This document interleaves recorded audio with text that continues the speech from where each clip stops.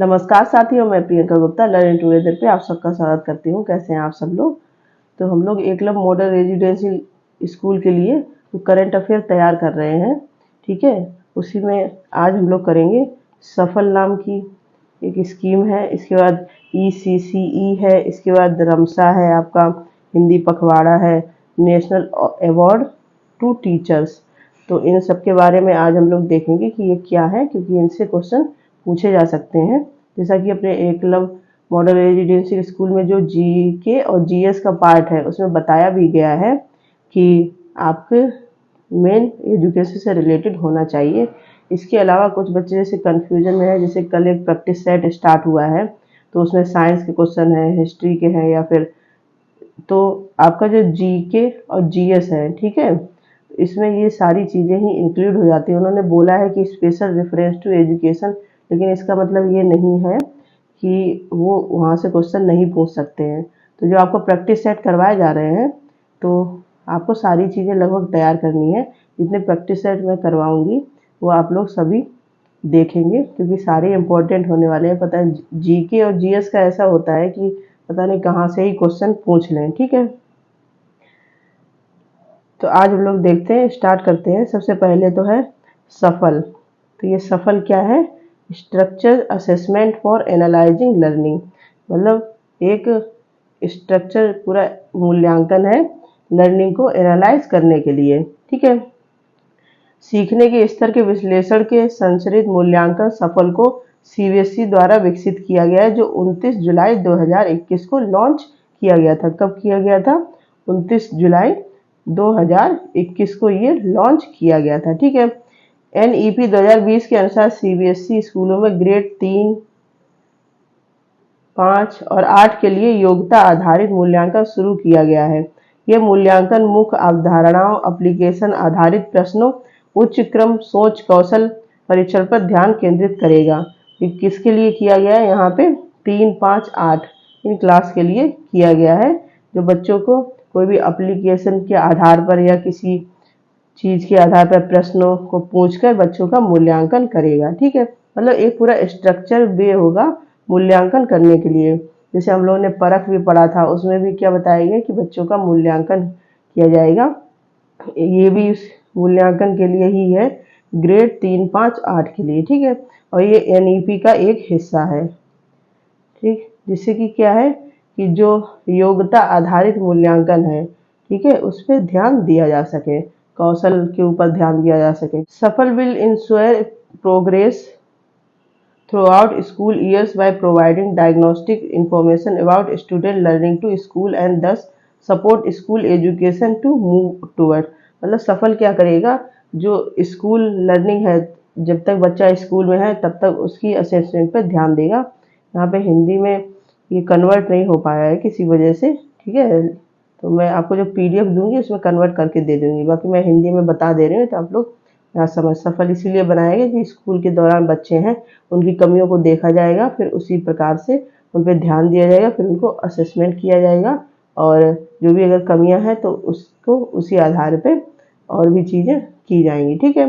The pilot for की stage assessment of 3, 5, 8, ये आपको याद रखना है कि सबसे पहले असेसमेंट जब स्टार्ट हुआ था तो 3, 5, 8 क्लास के लिए हुआ था। पायलट का मतलब क्या होता है? कोई नई चीज़ जब बनी है तो उसको हम लोग जब शुरुआत करके देखते हैं, ठीक है, 2022 में।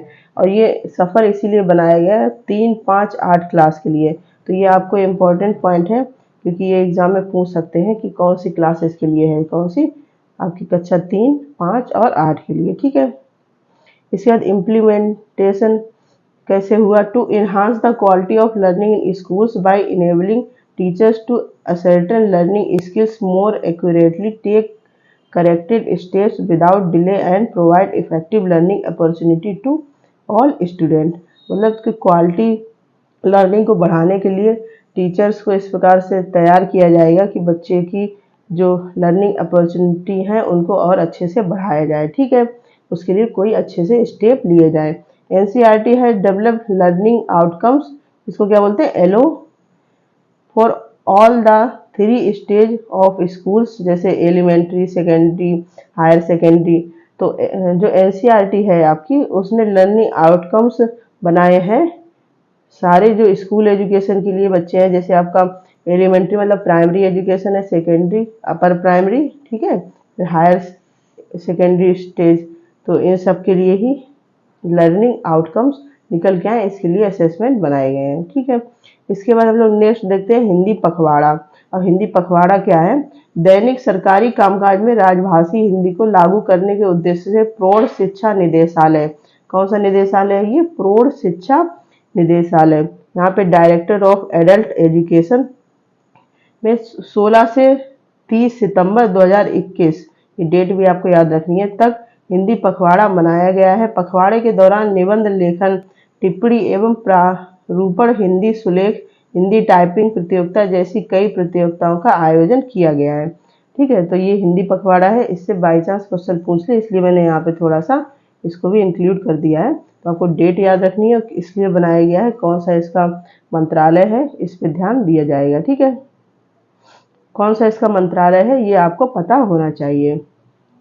इसके बाद एक और है नेशनल अवार्ड टू टीचर्स, शिक्षकों के लिए राष्ट्रीय पुरस्कार पहली बार 1958 में युवाओं के दिमाग और भविष्य को आकार देने में शिक्षकों की उत्कृष्टता और प्रतिबद्धता को पहचानने के लिए शुरू किया गया था। तो ये राष्ट्रीय पुरस्कार अवार्ड शुरू किए गए थे 1958 में, ठीक है। अब शुरू किए गए थे 1958 में, क्योंकि माना जाता है कि टीचर्स ही होते हैं जो बच्चों के दिमाग को अच्छे से यूज करके मतलब जो भी उनके लर्निंग आउटकम्स हैं उस पर ध्यान देकर उस प्रकार से पढ़ा के सारा अपना पूरा डेडिकेशन करके टीचर बच्चे को एक अच्छे मुकाम तक ले जा सकते हैं, ठीक है। 60 के दशक के मध्य से भारत के पूर्व राष्ट्रपति डॉक्टर सर्वपल्ली राधाकृष्णन के जन्मदिन के अवसर पर समारोह के लिए 5 सितंबर की तारीख तय की गई थी, ठीक है। तो ये कब मनाया गया था? मतलब मनाया गया था तब शुरू हुआ था 5 सितंबर को, डॉक्टर जो सर्वपल्ली राधाकृष्णन के जन्मदिन के अवसर पे, और हर साल ये होता है। इस बार भी आपका नेशनल अवार्ड टू टीचर्स 2023 हुआ है, ठीक है। तो वो भी मैं एक दिन करवा दूंगी, हो सकता है कभी करेंट से रिलेट करके ऐसे पूछ ले।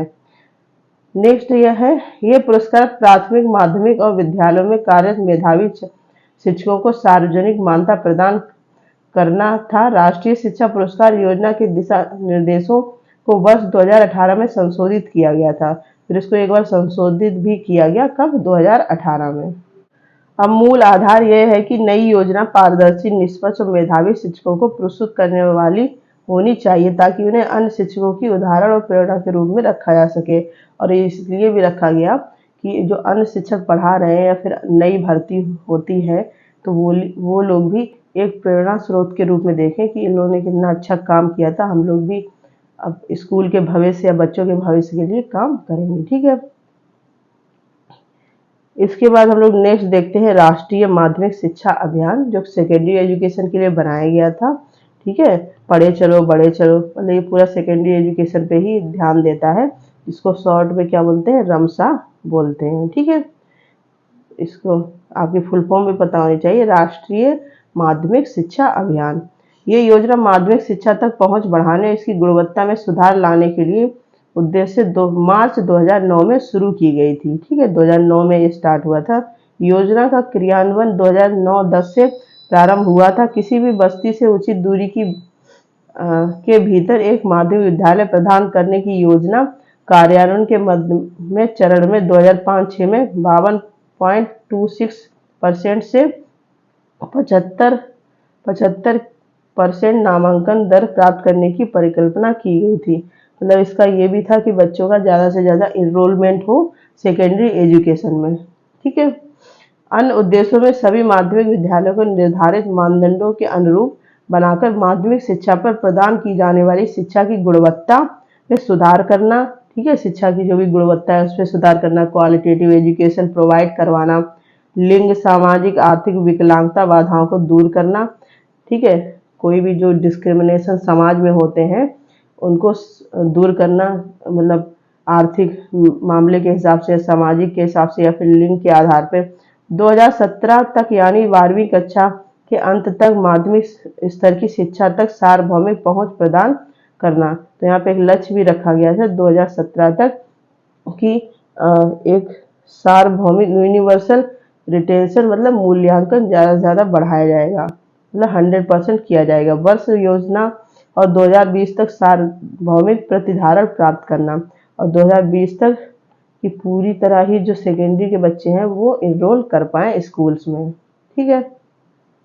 इसके बाद यहाँ पे कुछ इम्पोर्टेंट फिजिकल फैसिलिटी भी है रमसा में, जैसे एडिशनल क्लासरूम बनाया जाए, जो बच्चे किसी सब्जेक्ट में कमज़ोर हैं या फिर उनको लगता है अलग से क्लासेस की ज़रूरत है तो उसके लिए, ठीक है।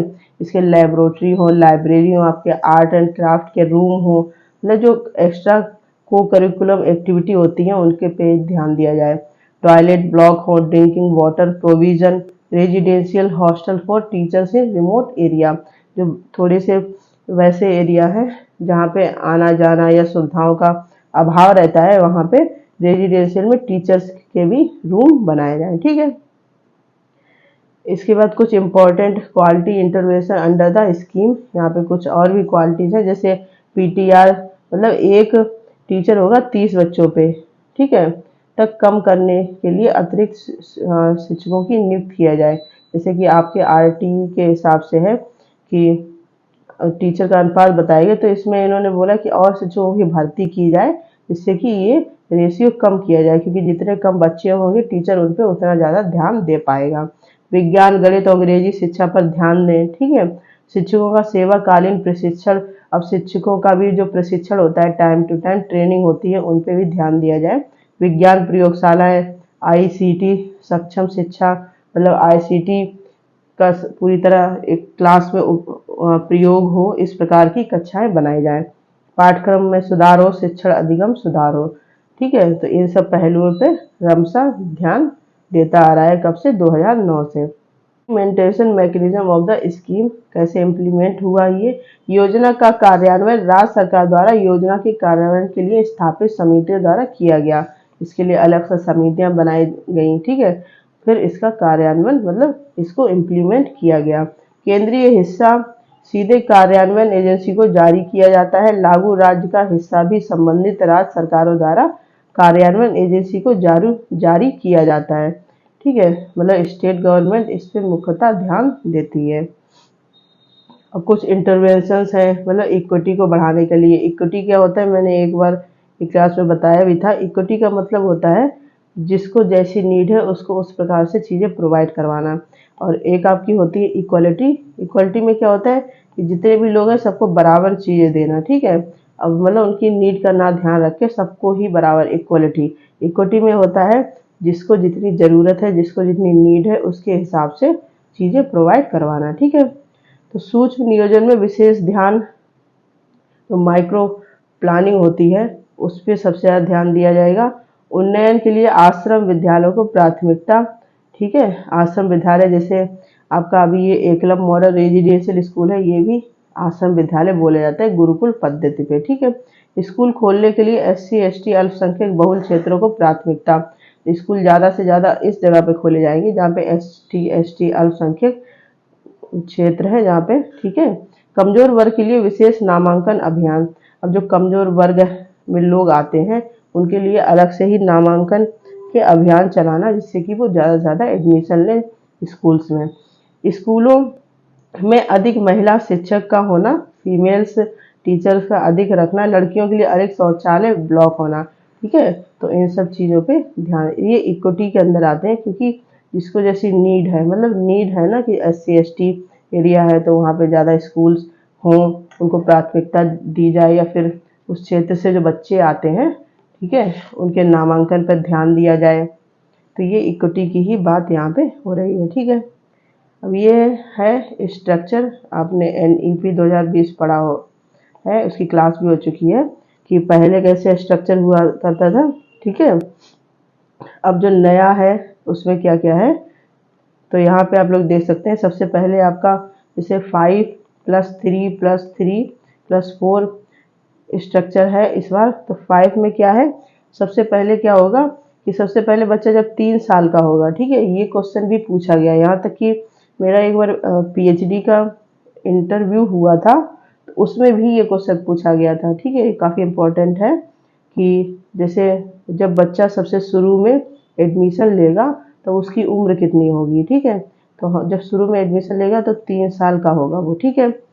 और सबसे पहले किस में जाएगा, आंगनवाड़ी जो होंगे, प्री स्कूल्स होंगे, बाल वाटिका, कितनी एज, 3 से 6 साल तक, ठीक है। 3 साल तक बच्चा इनमें जाएगा। यहाँ पे कोई पढ़ाई मतलब कोई किताबी पढ़ाई नहीं होगी, बच्चे को खेल के द्वारा या कोई एक्टिविटी के द्वारा सिखाया जाएगा, जिससे कि वो स्कूल में बैठना सीखें अच्छे से, और उसी द्वारा वो मतलब जो उनकी कह सकते हैं क्वालिटी है बच्चों की, क्योंकि बच्चों में क्या होता है कि 6 साल तक बच्चों के दिमाग का विकास बहुत अच्छी तरीके से होता है। उस टाइम पे बच्चों को आप जिस प्रकार से मोल्ड कर पाए तो वो आराम से पूरी अपनी लाइफ उसी प्रकार से चलते रहते हैं, ठीक है। तो ये काफ़ी इम्पोर्टेंट एज मानी जाती है पढ़ाई लिखाई के मैटर में या फिर कोई भी चीज़ सीखने में। फिर क्या है कि उसके बाद जब 3 से 6 साल का हो जाएगा, फिर उसके बाद बच्चा जाएगा क्लास 1 और 2 में, ठीक है। एज कितनी होगी, 6 से 8 साल तक की, ठीक है। तो इसको क्या बोला गया, फाउंडेशनल स्टेज बोला गया है, इसको फाउंडेशनल स्टेज बोला जाता है। इसके बाद दूसरा है, फिर बच्चा 6 से 8 साल के बाद जब 8 से 11 साल का होगा तब वो क्लास 3 से 5 में जाएगा, जिसको क्या बोला जाएगा, प्रिपरेटरी स्टेज। फिर वो जाएगा क्लास 6 से 8 तक, तब उसकी एज कितनी होगी, 11 से 14 साल, जिसको बोला जाएगा मिडिल, ठीक है। इसके बाद नेक्स्ट है, फिर वो जाएगा क्लास 9 से 12 में, तब एज कितनी होगी, 14 से 18, ठीक है। तो 3 से 18 साल तक बच्चा जो है पूरी अपनी 12th क्लास कंप्लीट कर लेगा, ठीक है। तो ये काफ़ी इम्पोर्टेंट है, ये स्ट्रक्चर अगर आप याद कर लेते हैं तो बहुत अच्छी चीज़ें हैं, इससे काफ़ी क्वेश्चन बनते भी हैं, ठीक है। नेक्स्ट हम लोग देखते हैं early childhood care and education क्या है। करते भी आ रहे हैं, बहुत सारी जगह टर्म यूज होता है ECCE, ठीक है। तो जिन लोगों को पता नहीं है वो लोग आज समझ लेंगे ECC क्या होता है, ठीक है।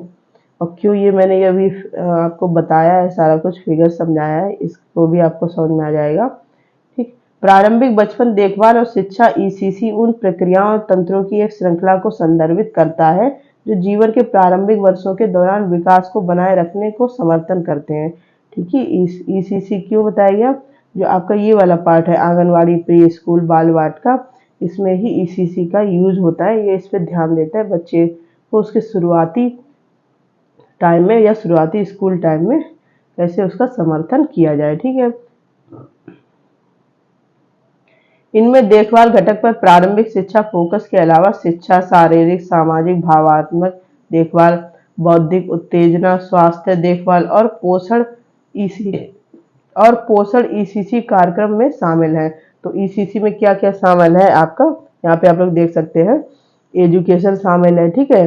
फिजिकल, सोशल, इमोशनल केयर शामिल है। इसके बाद इंटेलेक्चुअल मतलब बच्चों का जो माइंड है उसको कैसे हम अच्छी दिशा में कैसे कह सकते हैं कि बढ़ा सकते हैं, कौन सी गतिविधियों के द्वारा, ये सब सारी चीज़ें शामिल है। इसके अलावा बच्चों की हेल्थ भी शामिल है, ठीक है।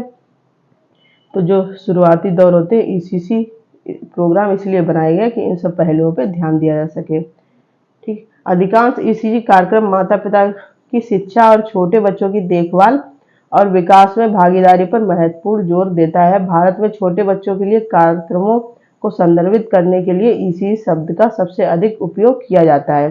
तो समझ आ गया ना, जो आपके बाल वाटिका, प्री स्कूल्स के टाइम के बच्चे हैं उन पे ECC ध्यान देता है, ठीक है। NCF जो आपका 2005 है उसमें इसकी बात की गई थी। भारत में एकीकृत बाल विकास सेवा, जिसको ICDC बोलते हैं, ठीक है, इंटीग्रेटेड चाइल्ड डेवलपमेंट सर्विसेज योजना, भारत में 6 वर्ष से कम वर्षों के बच्चों के लिए दुनिया की सबसे बड़ी ECC योजना है, ठीक है। तो ये दोनों साथ मिलके ही चीज़ें चलती हैं आपकी, ICDC और ECC, ठीक है। ECC का घटक जो बच्चों के बीच शिक्षा और सीखने पर ध्यान केंद्रित करता है उसे प्रारंभिक बचपन शिक्षा ECE या पूर्व स्कूली शिक्षा भी कहा जाता है, ठीक है। ECE मतलब अर्ली चाइल्डहुड एजुकेशन, जीवन के पहले 8 वर्ष जिन्हें सीखने के मूलभूत वर्ष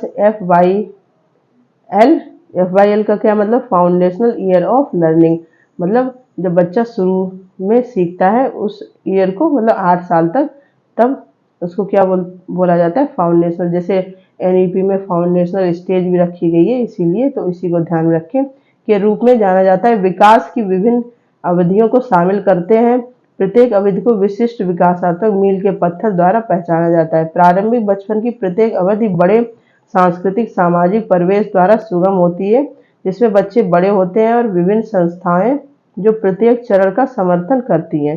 ठीक है, तो ईसीसी समझ में आ गया किस लिए है, किस पे काम करता है, आपको अच्छे से समझ में आ गया होगा। इसके बाद है इस अवधि की मुख्य विशेषता तेजी से समग्र विकास, जिसमें मस्तिष्क का विकास शामिल है, जो ठोस और प्रत्यक्ष सीखने के अनुभवों को सुगम बनाता है। ठीक है, क्योंकि 6 साल तक, ये क्वेश्चन भी है एंड आपसे पूछा जा सकता है कि एनईपी जो 2020 है उसमें बच्चों की कितनी उम्र तक मस्तिष्क का विकास मेन बताइए कि तेजी से होता है, तो कितनी 6 साल तक होता है। ठीक है, ईसीई बड़े ईसीसी प्रावधानों का एक उप समूह है। ठीक है, मतलब ईसीसी के अंदर ही आपका ईसीई आता है। हमारे देश में सामान्य साइटें जिन पर 3 से 6 वर्षों पर विशेष ध्यान देने के साथ इसी कार्यक्रम सभी 3 क्षेत्रों द्वारा प्रदान किया जाता है, वे सरकारी, निजी, स्वैच्छिक संगठन। मतलब ईसीसी जो आपके जैसे बाल वाटिका खुले होते हैं, आंगनवाड़ी होते हैं, आंगनवाड़ी तो सबको ही पता होगा। इसके बाद प्री स्कूल्स है, मतलब यहाँ पे गवर्नमेंट की तरफ से, प्राइवेट तरफ से, एनजीओ की तरफ से इन सब पे ध्यान दिया जाता है और इनके इंस्टीट्यूट भी होते हैं। ठीक है, अब सरकार की तरफ से ये मुख्य रूप से एकीकृत बाल विकास योजना, जिसको आईसीडीएस के माध्यम से प्रदान किया जाता है और केंद्रों को आमतौर पर आंगनवाड़ियों के रूप में जाना जाता है। ठीक है, तो सरकार की तरफ चलती है आंगनवाड़ी, वो ईसीसी मतलब जो शुरुआती ईयर होते हैं बच्चे के, उनकी पढ़ाई लिखाई पे ध्यान देता है, उनके पोषण पे ध्यान देता है। कुछ राज्यों में सार्वजनिक और प्राथमिक विद्यालय भी प्री प्राइमरी सेक्शन चलाते हैं, कहीं पे प्री प्राइमरी स्कूल के नाम से भी चलते हैं।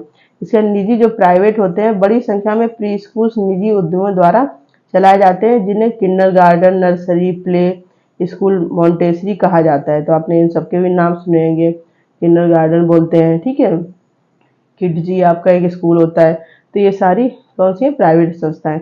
इसके बाद एनजीओ के द्वारा, गैर सरकारी संगठन के द्वारा जो होती हैं, हाशिए पर और वंचित वर्गों से आने वाले बच्चों के लिए गैर सरकारी संगठन द्वारा प्री स्कूल शिक्षा प्रदान की जाती है, जो अक्सर सरकार द्वारा संचालित केंद्रों का समर्थन करते हैं।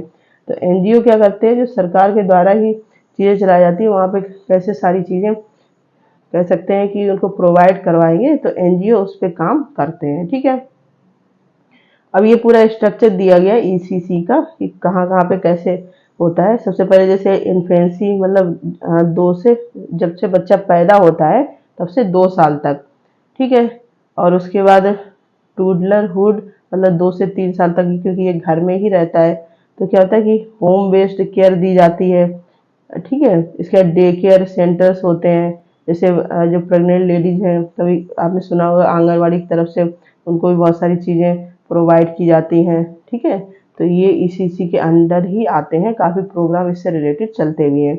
इसके बाद प्री स्कूल ईयर 3 से 6 साल, जो हम लोग मेन बात करते हैं, यहाँ पे आंगनवाड़ी, प्री स्कूल, बाल वाटिका, ये सब है। अर्ली ग्रेड 6 से 8 साल तक, प्राइमरी स्कूल और ग्रेड 1-2 ये।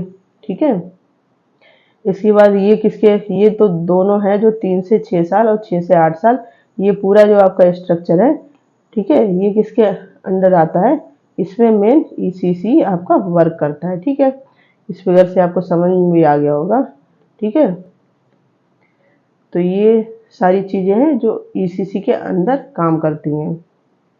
प्रथम 2 वर्षों की अवधि को शैशव काल कहा जाता है। 2-3 साल की अवधि की उम्र जब बच्चा निर्भरता से स्वतंत्र कामकाज और आत्म देखभाल की ओर बढ़ता है, उसे बचपन कहा जाता है। ठीक है, तो ये पीरियड है जहाँ पे अभी हम लोगों ने यहाँ पे देखा था। ठीक है, इसको बताया गया है। अधिकांश बच्चे या तो घर आधारित वातावरण में बड़े होते हैं, जहाँ परिवार के सदस्य देखभाल और ध्यान देते हैं, या डे केयर और क्रेच में, जब माता पिता दोनों आर्थिक गतिविधियों में शामिल होते हैं। मतलब कभी कभी डे केयर स्कूल्स भी होते हैं। ठीक है, कि माता पिता दोनों काम कर रहे हैं, तो डे केयर स्कूल होते हैं, वहाँ पे बच्चों पे ध्यान दिया जाता है। बचपन से ही कई छोटी अवधि के लिए प्ले स्कूल चलाए जाते हैं। ठीक है, तो फिर से ये यहाँ पे दिखाया गया है, आप लोग फिर से समझ सकते हैं। यहाँ पे मैं बता भी चुकी हूँ, फाउंडेशनल, प्रेपरेटरी, मिडिल, सेकेंडरी। तो ये फिगर आपको बहुत अच्छे से तैयार करना है। ठीक है, ये काफ़ी इम्पोर्टेंट है पेपर के लिए। अब प्री स्कूल्स, बाल वाटिका, आंगनवाड़ी, ये क्या है अभी हम लोग देख भी चुके हैं और भी देख लेते हैं। बच्चों की औपचारिक स्कूली शिक्षा में प्रवेश करने का चरण है ये आमतौर पर 3 से 6 वर्ष की आयु की अवधि के होते हैं। इस उम्र के अधिकांश बच्चे आंगनवाड़ी केंद्रों, बालवाड़ियों, नर्सरी स्कूलों में पूर्व प्राथमिक वर्गों में औपचारिक या गैर औपचारिक कार्यक्रमों में भाग लेते हैं। ठीक है, ये अवधि अब तक भारत में स्कूल प्रणाली के दायरे से बाहर रही है, क्योंकि भारत में इन सब चीज़ों पे इतना वो नहीं हुआ।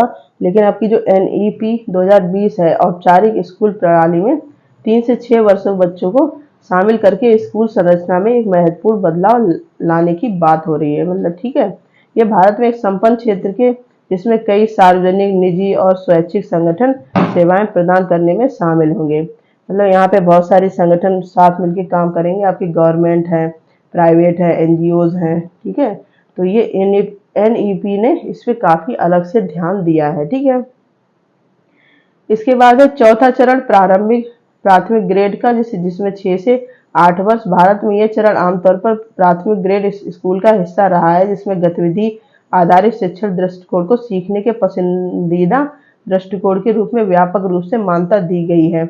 इसे अब प्री स्कूल से कक्षा 2 तक एक निरंतरता के रूप में देखा जाता है। ठीक है, 6 से 8 साल तक प्राइमरी ग्रेड्स में बच्चे पढ़ते हैं और इसमें भी अलग अलग तरीके से चीजें करवाई जाती हैं। 3 से 8 वर्ष की आयु के प्री स्कूल और स्कूल साइटों के माध्यम से प्रदान किए गए विकास के सभी क्षेत्रों में बच्चों के समग्र विकास पर ध्यान केंद्रित करने को सीखने के मूलभूत वर्षों के रूप में जाना जाता है। मतलब 3 से 8 साल का जो उम्र है, वहाँ पे बताया गया कि बच्चों का जितने ज़्यादा से ज़्यादा अच्छे से विकास हो सके करना चाहिए। उनकी करिकुलम एक्टिविटी है, उन पर ध्यान देना चाहिए। इसको क्या बोलते हैं? फाउंडेशनल ईयर ऑफ लर्निंग बोलते हैं। ठीक है, आपको जो NEP 2020 ने छोटे बच्चों को प्रारंभिक बचपन देखभाल और शिक्षा के समग्र प्रावधानों पर जोर देते हुए इसे भारत में स्कूली शिक्षा प्रणाली के लिए मूलभूत चरण के रूप में सुझाया है। NEP ने इस पे अलग से इतना ध्यान दिया है कि जहाँ पे कुछ एरिया में अगर इन सब पे काम नहीं होता था तो उन पे भी अब ध्यान दिया जाएगा, क्योंकि पूरा एजुकेशन सिस्टम ही उस तर्ज पे कर दिया गया है। ठीक है, तो जो आपका निष्ठा 4.0 है उसको क्या बोलते हैं? ECCE ही बोलते हैं। ठीक है, निष्ठा हम लोग नेक्स्ट क्लास में देखेंगे उसको डिटेल में। निष्ठा के 4 चरण होते हैं, 1.0, 2.0, 3.0, 4.0। तो जो आपका 4.0 है वो किस में आता है? ECC में। अब ECC को समझने के बाद यह भारत में कैसे संरचित है, आइए प्रारंभिक वर्षों के महत्व को समझे। गुणवत्तापूर्ण ECC कार्यक्रम को प्रभावित करने वाले विभिन्न कारकों और प्रत्येक शिक्षक को जो भूमिका निभानी होगी उसे समझेंगे। ठीक है, तो ECC निष्ठा में ये चीज बताई गई है कि टीचर को कैसे तैयार किया जाएगा इन एज के लिए, इन बच्चों के लिए। ठीक है, तो ये आप निष्ठा देख सकते हैं। निष्ठा क्या है? National initiative for school heads and teachers holistic advancement. मतलब निष्ठा मेन टीचर्स पे ध्यान देता है। इसमें आपका जैसे सबसे पहले निष्ठा 1.0 जो एलिमेंट्री लेवल के टीचर्स को प्रिपेयर करेगा। ठीक है, निष्ठा 2.0 है सेकेंडरी लेवल से रिलेट करेगा। निष्ठा 3.0 है FLN। ये भी NEP आपकी जो है उस पर काफ़ी जोर दिया है FLN पे, कि मतलब को बच्चों को नॉर्मल चीज़ें हैं, मैथ से रिलेटेड, हिंदी भाषा से रिलेटेड, ये सब आनी चाहिए। ठीक है, शुरुआती ईयर में। तो इसको भी हम लोग देखेंगे। इसके बाद निष्ठा 4.0 अर्ली चाइल्डहुड केयर एजुकेशन। इसमें जो टीचर्स आते हैं उनको कैसे प्रिपेयर होना चाहिए, क्या क्या चीज़ें होनी चाहिए, इन सब के बारे में निष्ठा पूरा वर्क करता है पूरे इंडिया में। ठीक है, तो इसके बारे में हम लोग नेक्स्ट क्लास में देखेंगे, क्योंकि ये अपने आप में ही अलग ही एक टॉपिक है। ठीक है, अभी आप बस ये समझ लो निष्ठा 4.0 ECC पे वर्क करता है, जिसमें टीचर्स ही रिलेट करते हैं। ठीक है, तो ये आपके थे यहाँ पे, जैसे आपका यहाँ पे सफल था, ECCE था, रमसा हम लोगों ने पढ़ा। ठीक है, हिंदी पखवाड़ा पढ़ा, नेशनल अवार्ड टू टीचर्स पढ़ा। तो ये सारे इंपॉर्टेंट चीज़ें हैं एजुकेशन से रिलेटेड। अगर आपको क्लास अच्छी लगी हो तो लाइक, शेयर और सब्सक्राइब भी करें। ठीक है, जिससे ज़्यादा से ज़्यादा बच्चे जुड़ पाए। और हम लोगों का प्रैक्टिस सेट भी स्टार्ट हुआ है, तो उसमें भी जुड़े, जो अल्टरनेटिव डे पे होगा। ठीक है, इसके अलावा आपकी ICT और एजुकेशन रिलेटेड करंट अफेयर चल रहा है। आईसीटी खत्म होगी फिर हम लोग और भी प्रैक्टिस सेट स्टार्ट करेंगे। ठीक है, लर्निंग टुगेदर से जुड़ने के लिए बहुत बहुत धन्यवाद। इतना प्यार और सम्मान देने के लिए भी धन्यवाद।